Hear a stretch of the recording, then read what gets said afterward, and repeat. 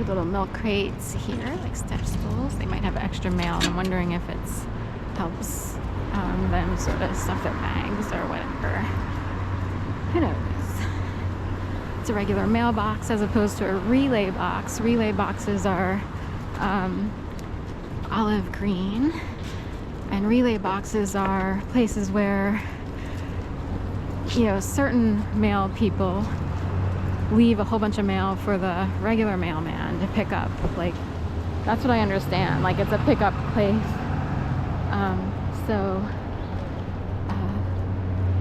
Yeah, relay meaning pass off the baton, pass off the mail, or what have you.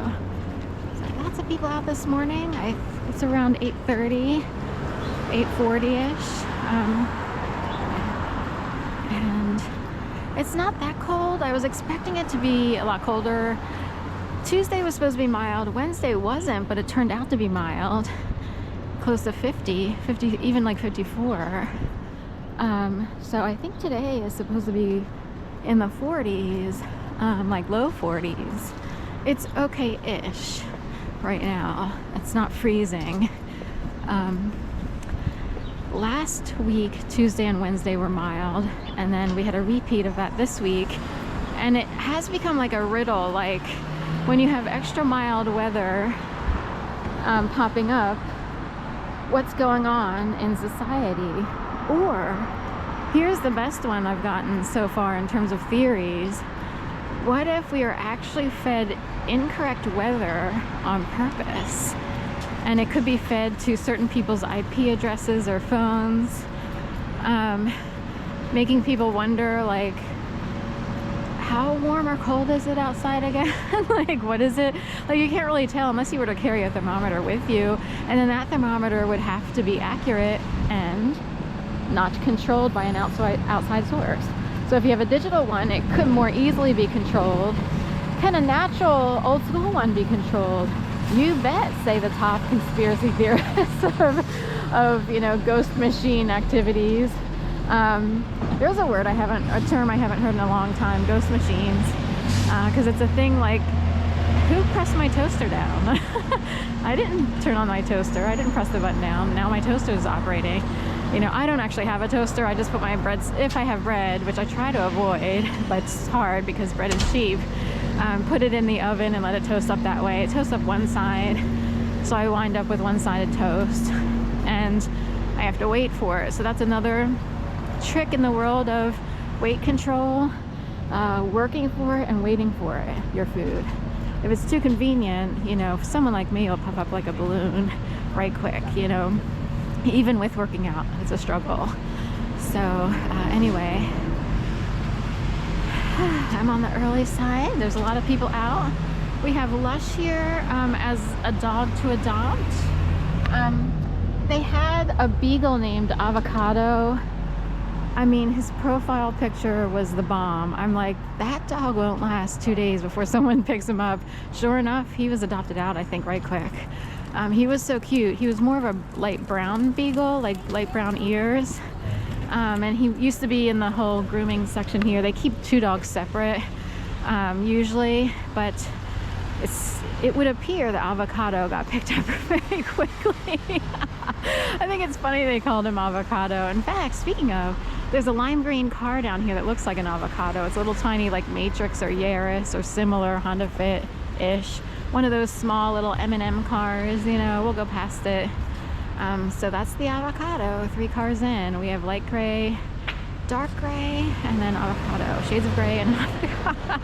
So that would indicate, like, what does avocado mean to you? It's like Fish Fridays, you know, tuna fish, or what was tuna? Wait, what was Tuesday? Oh, taco. So you have Taco Tuesdays and Fish Fridays. That used to be at Whole Foods. There's an avocado. It's a Ford little, we'll walk across, figure out what it's called. It's a little Fiesta. That makes even funnier. So of course the little avocado, Ford Fiesta, they decided to turn it into a whole Spanish theme, if you know what I mean. So you have siestas, fiesta would be a festival. Siesta is sleep, if you want to look at it that way. People often have a siesta during the afternoon. That's normal in, say, Mexico. I don't know if it's true in South America or Latin America.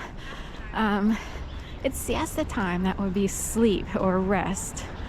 Fiesta is fun, you know, festival, festivities, you know, everything's on fire. So anyway, there's the whole avocado story, you know.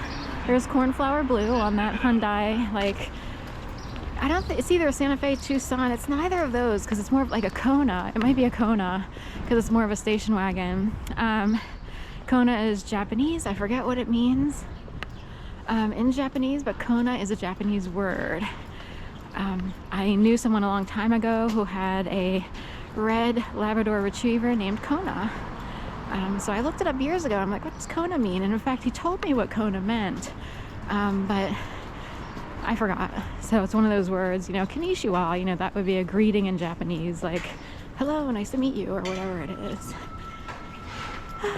So the Ford Fiesta green, looking like an avocado on the side of the church. They do things on purpose. So anyway, kind of wonder where Avocado the Beagle is. Sweet little thing, you know. There's a little bit of a blankness sometimes to Beagle's eyes because they are so fixated on hunting squirrels and hunting foxes. Like that would be their normal, natural element, you know, running with the horses, all the hound dogs.